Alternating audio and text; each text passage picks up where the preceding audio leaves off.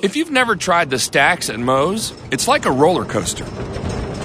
Filled with 2 crispy tortillas, you realize something big is approaching. And that moment hits when all-natural chicken is added along with Moe's famous queso, fresh veggies, and all-natural shredded cheese. At which point, it's all folded and grilled crispy, flipping your world upside down. So hurry into Moe's Southwest Grill today for the stacks and enjoy the ride of a lifetime.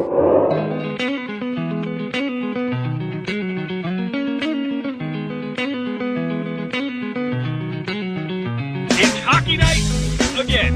NorthJerseySports.com's original multimedia series talking all things ice hockey across North Jersey. And as crazy as it sounds and as hard as it may be to believe, this is Season 3, Episode 1, and the cast is all together here. I am Cory Doviak, being joined by, well, 2 mavens, but 1 maven, including River Dell head coach Kevin Sabella. Maeve, what's going on with the new season here? Nothing. Just put the soccer ball away at Ramsey and got the puck after Riverdale, and excited, man. Excited. Good group of kids so far.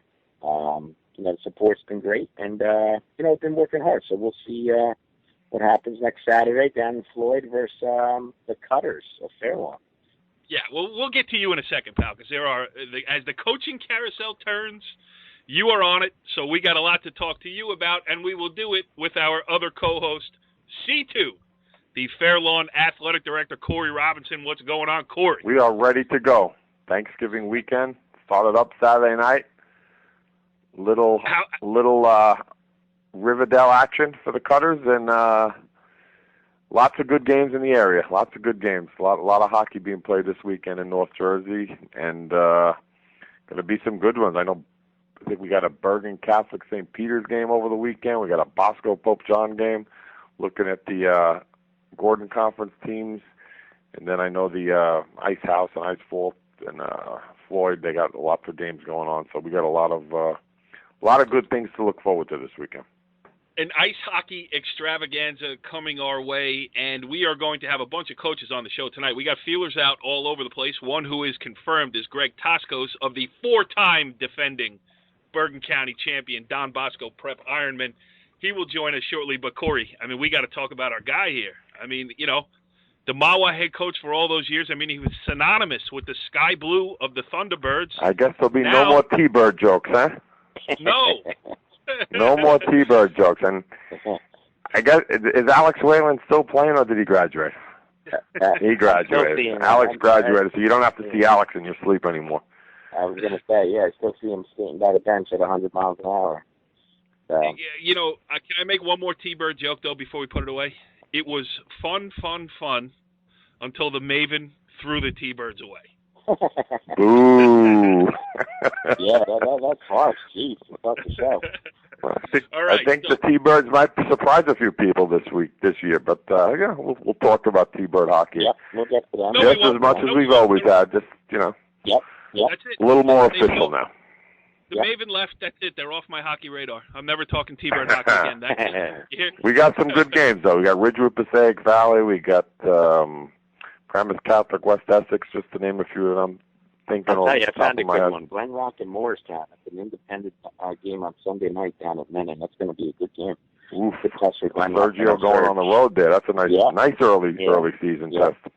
No question. So, Kev, catch me up to speed here. What is the approach by a lot of when does the league season start? Is a lot of this, if they're playing at Menon, it's probably, I'm sure it's an out-of-league game for them. So, just take us through from a coach's perspective what you're trying to get accomplished here, because, you don't have a lot of practice time because you got to find ice and everything else. High school hockey, you kind of jump right into it, No, you're right. Pretty much everyone opens up to either Saturday. It's different for me this year. I'm just trying to get a feel for the guys, for the program, and see where we're at.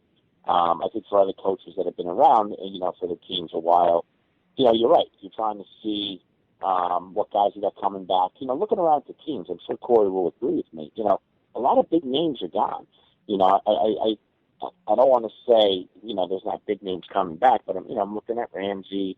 I'm looking at Glen Rock, lost a couple guys.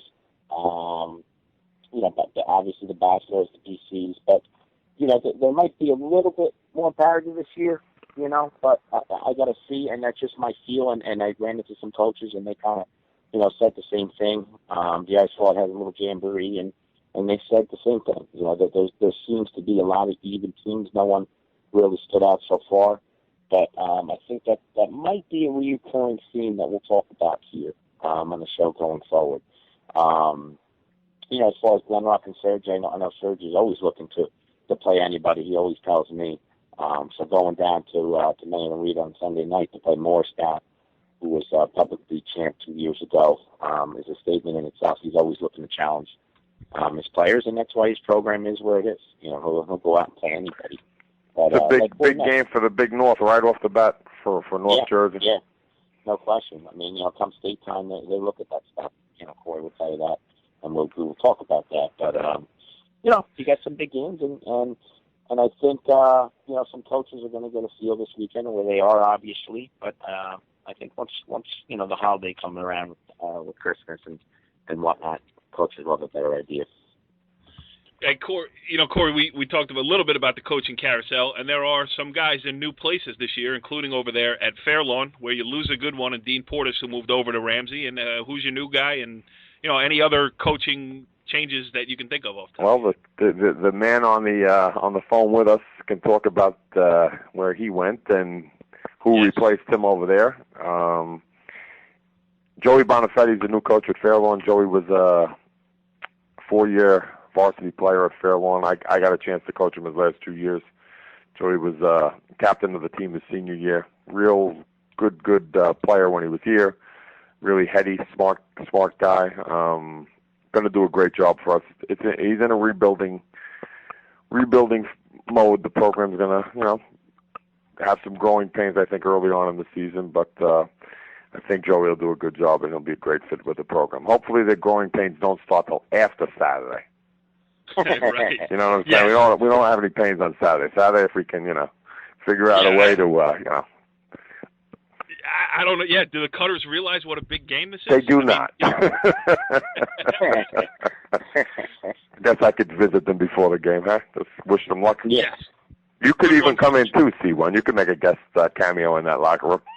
Oh yeah, I have worked the motivational speaking circuit on numerous occasions around here. If you need me to come in there and wreak some havoc, I will certainly do it. I mean, I'll call some people out. There you go.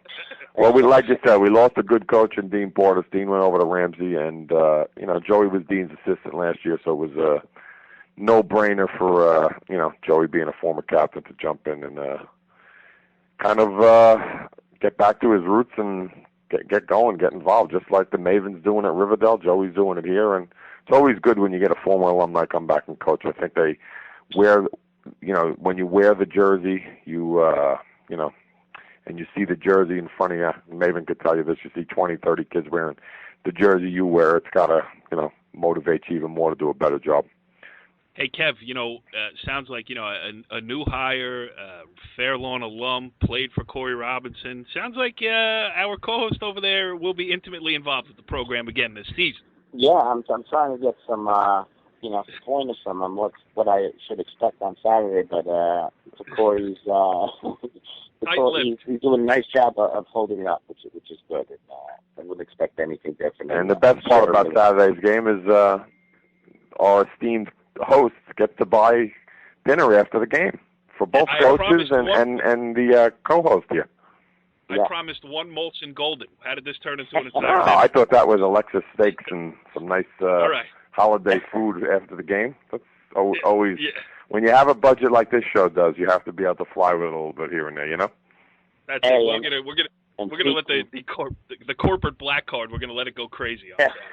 And speaking of new coaches, C2 mentioned it, but Mawa, when I left Mawa, Brad Siegel got the head job. He's a teacher in the school.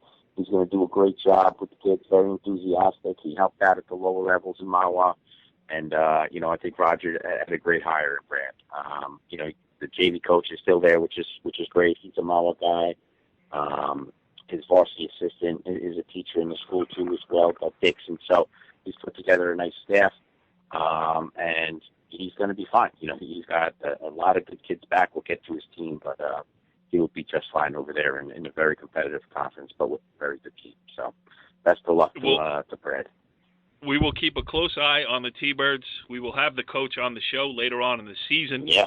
And we'll grill him pretty hard because, listen, we have intimate knowledge of that program. And the last thing we want to see, Cory, is what Kevin built fall apart over there, right? We're rooting for the T-Birds for always. Never not gonna. But we do not endorse a T-Bird River Dell game this year. Not the first year gone. No, thanks. No thanks. All right. Well, if we're going to talk Bergen County ice hockey properly, I guess we're going to have to probably do it with a guy who's won 4 straight Bergen County tournament champions. Joining us, our first guest of the year on the Moe's Southwest Grill Hotline. He is Don Bosco Prep head coach Greg Toskos. Coach, thanks for joining us here on It's Hockey Night. Cory, thanks for having me on. Always love the program. Well, it's a pleasure to have you on, and I know my co-hosts were holding their ears. That's that introduction because, the Ironmen have been the standard in Bergen County hockey the last couple of years. And can we expect more of the same this time around, or where do you guys stand here in the preseason? Yeah, I think I'm very, very pleased with what we've gone through in the preseason so far.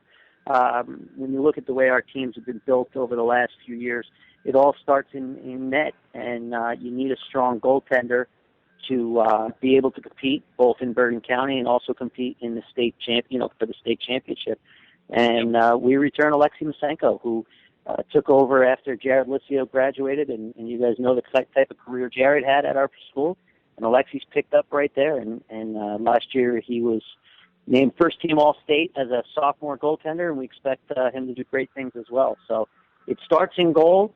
You build a championship team from the net out, and fortunately for us, we don't just return our starting goaltender, we return 7 defensemen. So I like what we have on the back end. Senior captain Luke Campaminosi, another junior captain CJ McGee lead a really strong deep blue line, and then our weak spot last year was scoring goals, and hopefully with a more experienced crew this year we'll be able to score some goals up front. Kev, you're screwed. Yeah, I know. I was thinking of throwing the net on the ice here. But Coach, how's the league looking this year for you? How about some of the other teams in your league? I think you're going to see the same names that you've seen in the last few years. Del Barton is tough. I've been following their preseason. They've been playing some prep schools across New England the last few days. CBA is again really strong. The South Jersey schools, St. Augustine, always has a strong program. I think you're going to see those four teams in the league really compete hard. You've always got the Bosco Bergen rivalry, so anything can happen in those games. And then in the statewide, Mo Beard is really strong as well.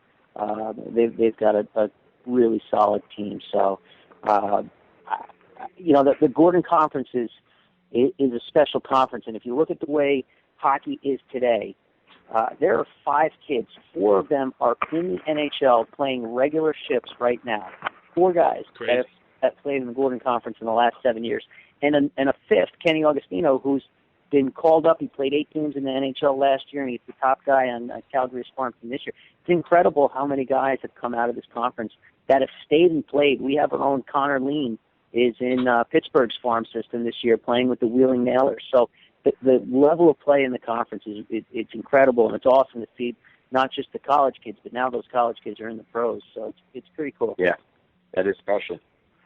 That's crazy. And listen, It's Hockey Night is back when you get a kind of breakdown like that. I mean, jumping right into the new season, updating NHL guys from North Jersey or from New Jersey who got their start here. That's good stuff. Cory, what do you got? Doc, you got the first 4 of the first 5 at home. Always an advantage to start that way.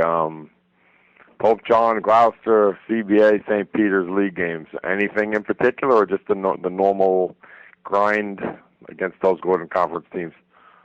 Yeah, that's it, Cory. It's the grind. It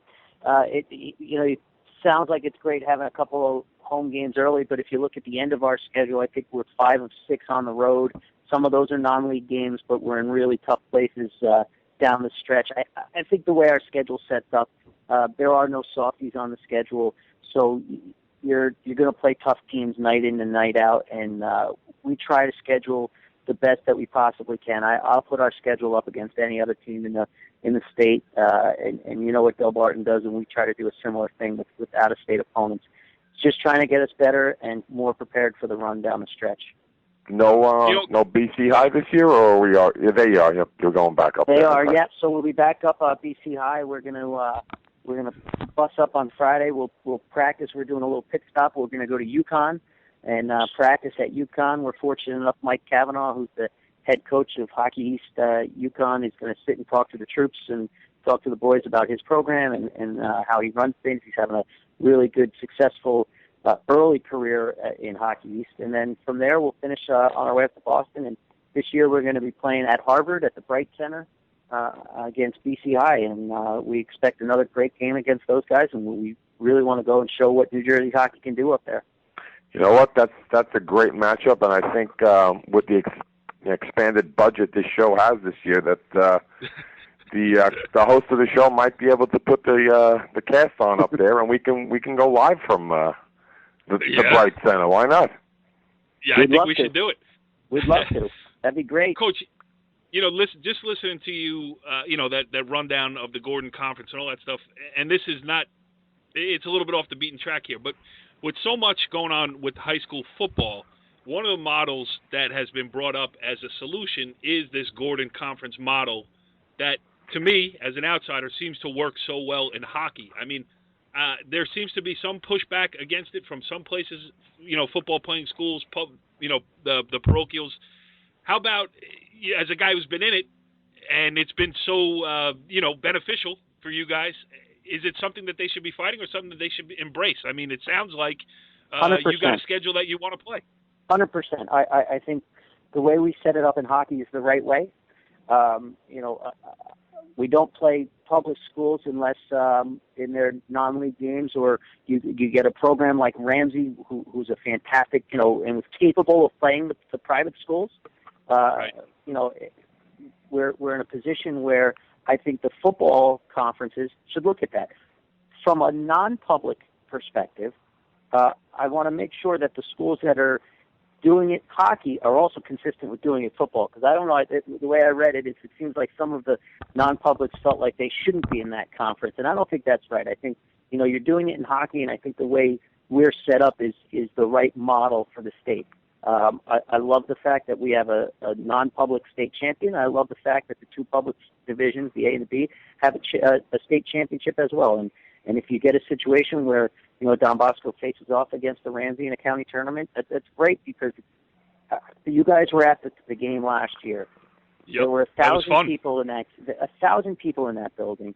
The energy was there. Everything was awesome. And my feeling. I thought Ramsey was going to beat us last year. You can't recreate that, right? So you have to let it happen naturally in that environment. But I don't feel like you have to, or you should force the non-publics to play the publics in regular season conference games. I think you should separate. Let me jump in here, C1. Yep. I've been saying that for 10 years since I've been an AD, and Coach Toskos hits it right on the head. The difference is the hockey coaches, from Coach Toskos to any of the Bergen Catholics, the St. Peter's, and all the other schools in that division, they all want to play the best teams. They all feel like the competition level is what they want to prepare their kids for and get their kids ready for the state tournament. Football coaches don't necessarily want to do that. Football coaches play 9 games and they want to get their breather game, 2 breather games, some of them 3 breather games in there where they don't have to prepare their team as hard. And we just talked about the grind, about what it is in one of the questions we asked the coach, and football coaches don't want that same grind, unfortunately. Yeah, and it's going to have to be thrust upon them because, as Coach made the case, it's the fair way. And for some of the football playing non-publics who aren't at the level, well, they have the means and the ability to get to that level. And, a rising tide lifts all boats, and everybody should be, they're on a level playing field. They can get players from certain spots and be on the level. So I'm all for it too. And it doesn't seem like there's just not the friction in hockey that you constantly feel in football. You know what I mean? It's like, should we, shouldn't we, this, that. The public school has their ideas, the non-publics have their ideas, and it just can't get together. I think if it's thrust upon them, I think it's the best system going forward. All right, back to hockey. It's worked well. Yeah, it's worked well. It's really done well. Yep. All right, Kev, you got another one? Yeah, just Craig, any newcomers that are opening their eyes with the coaching staff size? Any freshmen or sophomores that have stepped up? Sure. Good question, Kevin. So I mentioned we returned all 7 defensemen. We do have an 8th defenseman who made the team this year. Aaron Bollinger is a sophomore. Was at the school last year as a freshman as well. Didn't make varsity, but he's an outstanding defenseman. I would expect to see Bolly do really well, play in the top 6 for sure. I think, you look at teams like Tampa Bay in the Stanley Cup final dressing 7 defensemen during Stanley Cup finals. I think you might see that with us a little bit because of the depth in our defensemen. As far as up front, we did have some turnover up front. We have a junior, Rene Garriga, whose brother Marcus played for us last year. Rene transferred in from Slovakia. His family lives over in Slovakia. They grew up in Waldwick and knew about Don Bosco. So Rene, we're looking for big things out of Rene. We've got another junior, Michael Chris, off the JV team last year, is looking good to provide some energy for us. Sophomore, Luke McMillan, another real high-energy guy, had a great year at JV as a freshman last year. And then we've got 2 freshmen that made the team this year. Tyler Sedlak up front, an outstanding forward. We expect great things out of Tyler. And Nolan Barrett, a highly, highly regarded defenseman, part of the USA Festival camps over the summer, should provide a real big jump on defense for us. That's kind of summarized the newcomers for the year. Looking forward to having them. They all look really good out on the ice. Yeah, it looks like you're going to have a lot of guys pushing for positions, which is, from a coach's perspective, always good competition there. Yeah, a lot of competition. The worst 2 weeks of my year are tryout season. Yeah. And I mean that sincerely. It's difficult. It's difficult selecting a team because you have a program like ours where kids come to the school to play hockey. And look, the state rules are what they are. You can dress 20 players. You can't dress 21. You can't dress 50, right? So, unfortunately, we have some really tough decisions to make. And you can't have a kid and say, we're going to dress you and just stick you on the sidelines like a football or a lacrosse or a soccer. You can only dress 20 players. And in order to have that type of roster, you have to have the right chemistry for players that might not get in the lineup. They might not dress. You have to have the right mindset to know that, I'm not dressing today, but I'm going to support my team. I'm going to do whatever I have to do to help those guys. So the depth is great to push players. The depth is also interesting and tough on the coaching staff when we have to make these decisions. And remember, if you look at our coaching staff, almost all of us went to Don Bosco. We love the school. We coach at the school because we love the program. We felt it did a lot for us. And we really want to see the kids succeed, not just the varsity kids, not just the first-line kids, but all the kids. And when you have to cut a kid who, played JV for 2 years and had a good career, it hurts us. It bothers us. So those 2 weeks are really tough when you go through those things. No question. Greg Toskos, the head coach of the Don Bosco Ironmen, getting me all pumped up for the hockey season. This was a great conversation, and it's not the last one we will be having with you this year on It's Hockey Night. But for our first one, this was great. Heal up, and we'll see you behind the bench pretty soon. Cory, Kev, thank you so much. Kevin, good luck this year, pal. I hope you do really well. Thanks, Greg. You too. Get better. All right, moving along here, we welcome in another coach on this edition of It's Hockey Night, a guy taking time out to join us from the ice on the Moe's Southwest Grill Hotline. He is Indian Hills head coach Anthony Tabacchino. Coach, thanks for fitting us in. No problem. So let's talk a little bit about the Braves this year. Big opener against Lakeland coming up this weekend. You got to be getting excited for it. Yeah, I think the guys are ready to go. Lakeland's a good team, and they got a good goaltender too. I think we're going to see how it goes. I think I said right from the beginning that I thought Lakeland was going to be one of the top teams in the league, along with Ramsey, Mawa. So it's going to be definitely a big test right out of the gate, which we just got to kind of deal with it. But I think it's good for us for sure. So I mean, we could, Lorenzo Barada, your athletic director over there, is a former Pal Park guy, similar to myself. I mean, I could have helped you out with an early season schedule, maybe get a little less of a stiff test there on day one. I'm going to have to mention that to him for next time, for sure. Go ahead, Kev. Coach lives in the division that you used to call home. Yes. Shoot something at him. Yes. Well, as much as I like Anthony, I'm not going to miss playing against his teams. Coach Taft does a great job with his preparation and his team. And but anyway, Coach, what's going to be like with that the goalie here? How's that going? Our goaltender? Yes. Yes. Good. He's doing well. It's Darren Gentilamo. Obviously, Okay. It's a little bit of it's a tough situation to take over for Welty. Welts was, the backbone for, 3-4 years there. So that's definitely a tough situation. But Darren, for a kid to step into those shoes, he's going to do just fine. I mean, definitely, I think everyone's worrying about that. Not worrying. That's the number one question I'm getting about him. So, but as far as preseason and the Jamboree, he did well in. He looks good. He looks like he's ready to go. So I can tell. I see things that other guys usually don't see. So he looks good. Well, somebody stepped into Tabacchino's shoes when he left the net, right? So they could do the same for Welty, right? Yeah, he'll be fine. Darren's a good kid too. He's ready to go. He's excited. So I think the whole team is, honestly. We got the majority of our guys are coming back. So I mean, they're going to support him any way that they can. So it should be a good situation for him. Go ahead, Cory. Tabs, you got the just looking at your schedule, I see Morris Knowles is on there. I see Ridgewood is on there, which is a sign that you think you have something there with the group. Do you where do you foresee yourself February 1st? Well, February we're gonna find out. I guess I don't want to sit here and say we're gonna be good and then we turn out bad. And I think we're going to be all right. I think we have the potential to be a good team. I'll leave it at that. I think we have the potential to be a good team. So we're going to find out. Is this a county tournament team? I believe so. I mean, from what I'm seeing, without a doubt. I mean, I think we should be able to make that cutoff date. But again, we got to still play the games. I mean. You can, I could talk about it all I want, but we still have to be 500 by the time we get to that cutoff. So we'll see. We'll see.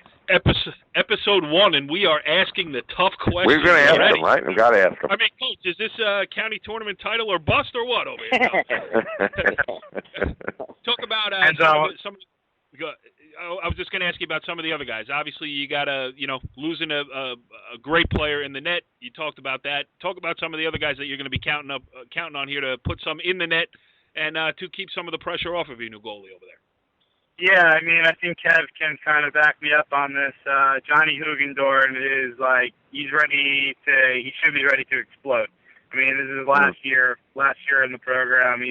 That kid's got more skill than a lot of guys in the league. He's just had a little trouble over the last 2 years, really kind of, being completely showing up every game. Not in a bad way. He just has trouble kind of for the amount of skill that kid has. He really, this year, I feel like he's ready to go. You're going to see that name a lot. And he's going to put some pucks in the net for us because I'll tell you what, he's one hell of a hockey player. And he can shoot the puck for sure. So, that's one guy that's going to come in. And Matty Peyote's junior. He's our captain. He's a very good hockey player, really smart, tough. He's kind of all around. We got a few guys there. He had, Cameron Cotter's on that line. He helps them. He works with them. Shawnee Maurer, another good hockey player, centers the first line. And then we're expecting a lot out of kid Liam Johnson too, who he had some really good games last year where he exploded and kind of. Young team last year. So that's what they were expected to do. Play well, settle down, play well again, This year I think we're going to get more of the playing well out of them. So at least that's what I'm expecting. But again, like I said earlier, we still have to play the hockey game. So I can talk all I want about it. Doesn't matter if we don't do anything. So last question before we let you out of here. Have you sewed on the KS patches on everybody's jersey for Kevin Sabella leaving the league this year? Oh, man. We talked about it, but it wasn't in the budget. So we couldn't, Oh, man. Good answer, man. Yeah, we're going to, I don't know. Just a little. It's just a little black patch with an empty bench. We're going to start. Yeah. Well, isn't December 22nd over there? Kevin Sabella night? The head coach of the Indian Hills Braves, joining us from the ice. We appreciate it. Listen, you listed some guys there. We are looking forward to talking to them as the season goes on here on It's Hockey Night. But for now, we'll say thank you to you, and good luck with the season. Yeah, for sure. Thank you. They're good kids. They'll do well for you. Have a happy Thanksgiving, guys. Well, interesting stuff there with Anthony Tabacchino from the ice, the Indian Hills head coach. That's commitment to It's Hockey Night, Corey. I mean, that's a guy who's into his program and doing us a solid. Sounds like a plan, man. That's what that didn't really correlate to what I said. Sounds like a plan. Honestly, yes. My youth hockey guru just walked into the office here at the Secaucus Ice Rink and asked a question. And I said, sounds like a plan. All right. So what's more important, It's Hockey Night or youth hockey in Secaucus? Whoa. Let's get that budget going. Let's get up to that Bright Center, as Coach Toskos was talking about, up on the campus of Harvard. Plenty of nice hockey opportunities up in that region. All right, let me work on the ice vault first. Looking at it, we got Bruins Flyers that Saturday, the night before the Bosco game. Yeah, it's Brother Radio Row from the TD Bank Garden up there. What do you think? I'm in. I'm definitely in. All right, that was great stuff tonight, though. A good way to get the season started. I mean, Greg Toskos sounds confident in what his Iron Men have. There's a lot of, that Gordon Conference is stacked top to bottom, so it's going to be interesting how things turn out there. Anthony Tabacchino sounds excited about what Indian Hills has. The, 500-pound gorilla in the room, though, is this River Dell versus Fairlawn matchup we have on opening day. And, Kev, would you like to take this opportunity to, make a side bet with the AD at Fairlawn or something? He already owes me enough anyway. I almost dropped the phone. We do not promote gambling. This is not DraftKings or Fan Duel or whatever they're called. I was thinking more like a pretzel at the ice vault. Well, we'll be at Floyd Hall Saturday. We will not be at the ice vault. All right. They got pretzels at Floyd Hall? They have good pretzels at Floyd Hall, actually. Yes. But we're looking more towards the co-hosts and the two co-hosts getting a dinner out of the. Yeah, there's a lot of stops on 46, right? T2. Oh, that's true. It's the home of the original good diner in North Jersey. We're not talking about a diner. I mean, come on. All right, I got in trouble for gambling. Now you guys are talking about everything else. All right, let's wrap this show up, season 3, episode 1, with the segment that really, people wait around. I don't know what people have been doing with themselves here in the last, since we've done the last show, because I don't know how they live without the grade 8s. I mean, it's a feature that has become synonymous with It's Hockey Night. So I will flip a coin here. Okay, it's heads. Corey, you have won the toss. Would you like to receive or would you like to defer? I will defer. Okay, Kevin Sabella, grade 8s, you're up first. Let's have them. All right, here we go. Now, he knows this, but see, when the hockey NHL has started, I just wanted to let you know that, just to make sure that you could, turn away from watching your Knicks or your college basketball. Are you sure? And catch an NHL game. But anyway, let's start from the bottom here. What? And I love this team, and I'm telling you right now, by our show in February, they will be in the top 3, and that is the LA Kings. They are at my number 8 position. And I would say the same with my number 7, the Pittsburgh Penguins. They're just feeling out the season here. They'll get it going. Number 6, I'm a sucker for these guys. I always have them in my 8. And they do a nice job. They seem to fizzle. It's the Sharks here, San Jose.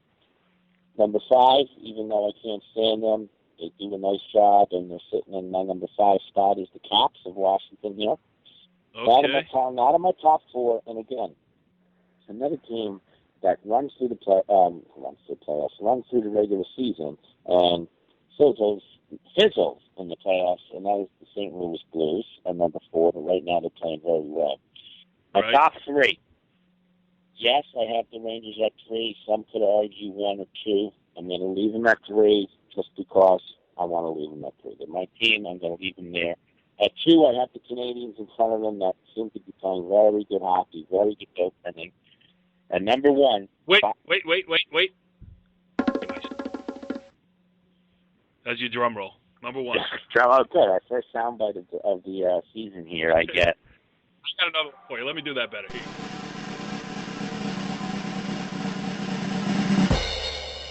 There we go. That's now a we're better talking. one. But anyway, they're playing great hockey. I was 5-0. They're unreal at home and on the road, and that's the Dallas Stars. C2, you're up. Well, we got a lot of similarities in this grade 8, but the order is of difference. No? So we're going 8. We're going to go with the Kings. Okay. We're going to go with the Kings just to keep them alive. I do have a former favorite player that won number 17 with the Bruins on the Kings now. So we do have a little rooting interest there, along with the USA goalie. So that's a nice thing. The Dallas Stars are going 7, and I know they got the best record in the league and all of that stuff. But the only thing that matters right now in Dallas is this Turkey Day football game where the undefeated Carolina Panthers will fall, and the 0 will turn to 1, as the Cowboys will probably roll off 6 in a row. Now that America's quarterback is back, but that's a different sport. Going to the 6th spot, we're going to go with the Caps. Go with the Caps. We like the Caps. We think the Caps could be a little higher on this list, but I think the Caps are a team that can maybe give the Maven a little trouble later in the season, but we'll gradually move along week by week while we do this. 5 is the St. Louis Blues. I've always had them in my top 5 because I think they can win the Cup, but they're going to have to do it more in the playoffs. Got to be a little more consistent in the playoffs, but they always run into a team that we're going to talk about in a few minutes. Number 4 is the Maven killer from last year, the Lightning. No. Oh. Not exactly where they want to be at this point in the season, but lots of injuries there. Lots of injuries. And I think the Maven knows once they get healthy, that's a team to reckon with later on. Mm-hmm. Number 3, the Montreal Canadiens. If they played the Bruins 82 times, they'd probably have the best record in hockey history. But they are currently atop the Atlantic Division with 34 points and looking good, looking strong. The next team, number 2 on the list, the Chicago Blackhawks. Okay. I was tempted to put them number 1, but I did not want to upset the esteemed co-host because the number 1 team right now in the NHL, in my opinion, Wait, the crowd is gasping. They can't wait here. Is that coming through, guys? The New York Rangers. Oh, baby. All right. One of the best goalies in the league. Cory Robinson playing sound effects of his own over there. That's unbelievable. The $2,000 you donated to the Robinson Fund here is being used to good things here, used for good things. But I think I will go on record as saying the Rangers are playing the Blackhawks in the Cup. Original 6 matchup, going to be classic series in June. Really? Get your tickets now. Find a way. Buy a small package, Maven, for the small little 6-game plan for the Rangers. So you got a first dibs on playoff tickets because those tickets will be selling thousands of seats. We got to run that by the boss. We got to run that by Sheila first. You know what my favorite part of the grade 8 is? Every time we do it, I learn that there's one team that I had never heard of in the NHL. Next week, we will do more of the same here on It's Hockey Night, Week 1 in the books. Next week, we will have reaction to games having been played. So some hockey coverage coming up on NorthJerseySports.com, and tune in every week, and we will keep you up to date. Follow the leader.